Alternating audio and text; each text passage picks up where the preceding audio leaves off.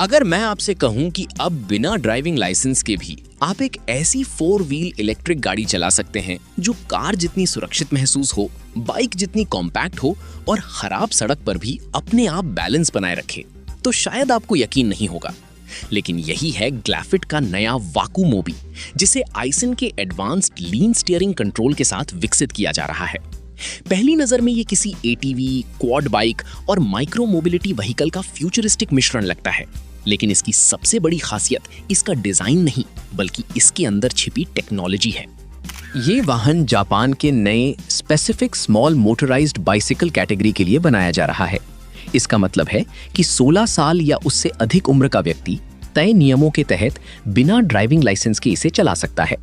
इसकी अधिकतम speed 20 kilometre प्रति घंटा रखी गई है और ये पूरी तरह इलेक्ट्रिक है। इसका मुख्य उद्देश्य उन लोगों को सुरक्षित मोबिलिटी देना है जो अब कार नहीं चला सकते, खासकर बुजुर्ग या फिर ऐसे लोग जिन्हें शहर में छोटी दूरी तय करनी होती है। पहली नजर में इसकी चौड़ी ऑफ रोड टायर, मजबूत बॉडी, हाई ग्राउंड क्लियरेंस और कॉम्पैक्ट साइज इसे बाकी माइक्रो ईवी से बिल्कुल अलग बनाते हैं। फ्रंट में यूनिक एलईडी हेडलाइट, दोनों तरफ डीआरएल्स और पीछे full width LED tail light इसे मॉडर्न लुक देती है। इसके बड़े टायर सिर्फ दिखावे के लिए नहीं है, बल्कि खराब सड़क, छोटे गड्ढों और फुटपाथ के किनारों को आसानी से पार करने के लिए लगाए गए हैं। लेकिन असली कहानी यहां से शुरू होती है। छोटे व्हीकल्स की सबसे बड़ी समस्या होती है रोल ओवर, यानी पलटने का खतरा। जैसे जैसे गाड़ी पतली होती जाती है, उसका बैलेंस उतना ही मुश्किल हो जाता है। अगर सड़क एक तरफ से ऊंची हो या केवल एक पहिया किसी बड़े स्पीड ब्रेकर या गड्ढे पर चढ़ जाए, तो सामान्य वाहन का पूरा बॉडी झुक सकता है।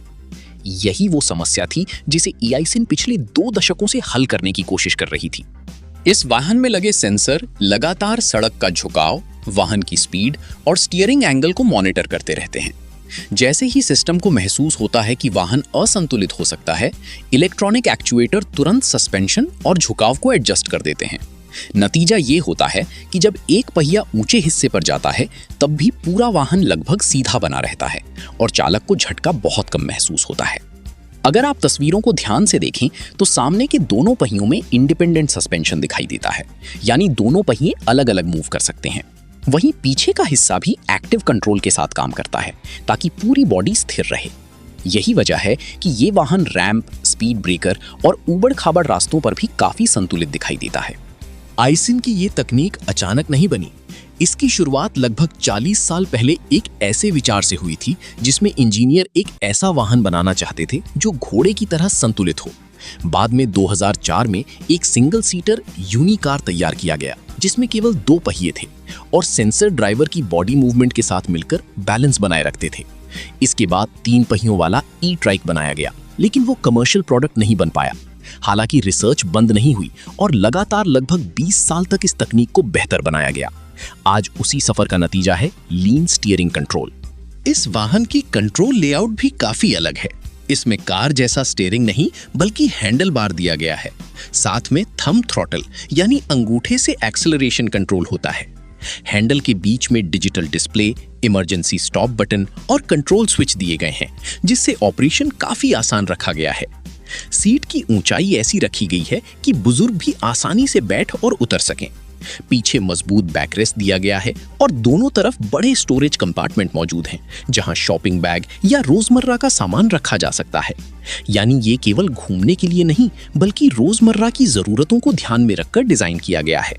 हालांकि ये तकनीक पूरी तरह परफेक्ट नहीं है। शुरुआती टेस्ट राइड में कुछ लोगों ने बताया कि अगर मोड़ लेते समय अचानक एक्सेलरेटर छोड़ दिया जाए तो हैंडल थोड़ा तेजी से अंदर की ओर मुड़ सकता है। इसके अलावा तेज मोड़ पर शरीर को संतुलित रखने के लिए थोड़ी प्रैक्टिस की जरूरत पड़ती है। यानी इसे चलाना आसान है, लेकिन शुरुआत में थोड़ी आदत बनानी होगी। फिलहाल ग्लैफिट इस वाहन को लगातार टेस्ट कर रही है।